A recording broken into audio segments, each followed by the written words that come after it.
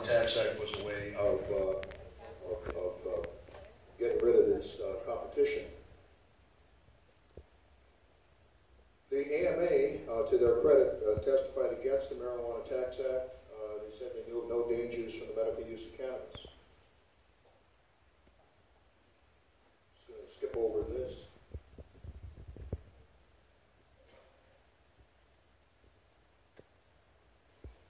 The U.S. government realized they made a mistake with the Marijuana Tax Act when it came to the Second World War, and they put out a video or movie, and this was the title of it.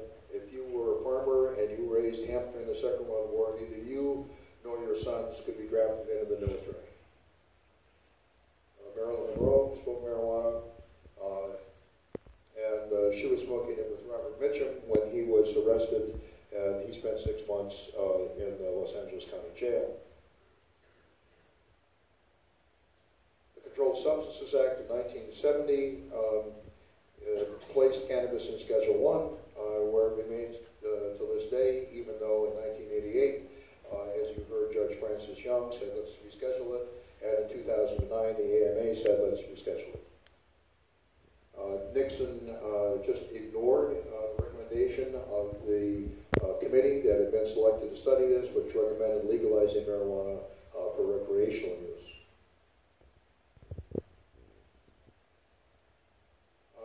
The Compassionate Drug Act is really why we're here today. Robert Randall had problems with vision.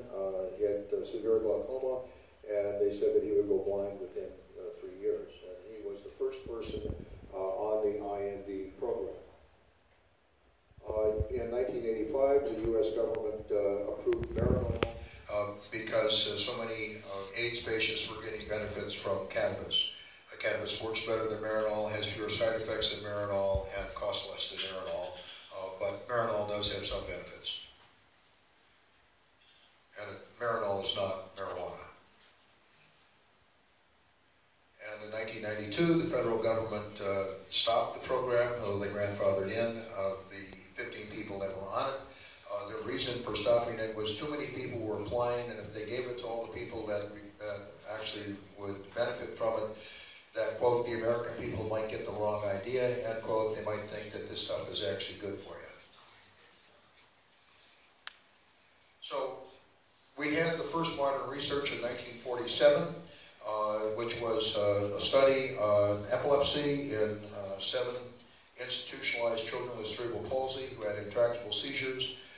After being treated with tincture of cannabis, 5 of the 7 had practically no seizures or had no seizures. And the recommendation of the researchers, Ramsey and Davis, was that this should be tried on non-institutional people. And pronto, 57 years later in 2014, we did that.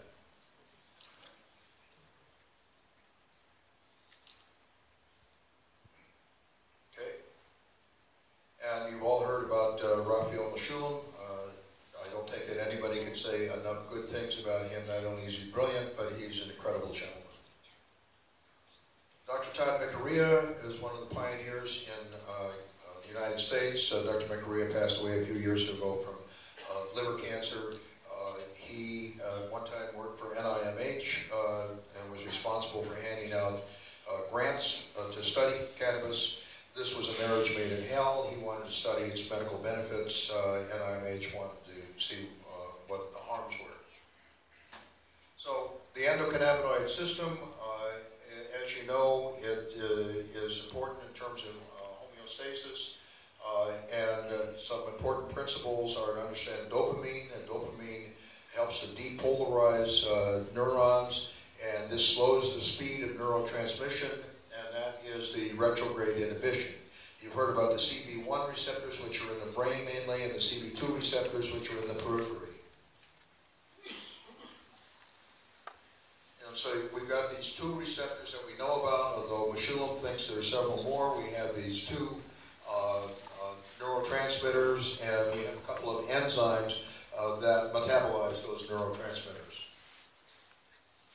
And they tend to be located in the limbic system. One place where they're not located is in the brainstem, And that is why nobody has ever died from an overdose of marijuana. So retrograde inhibition means that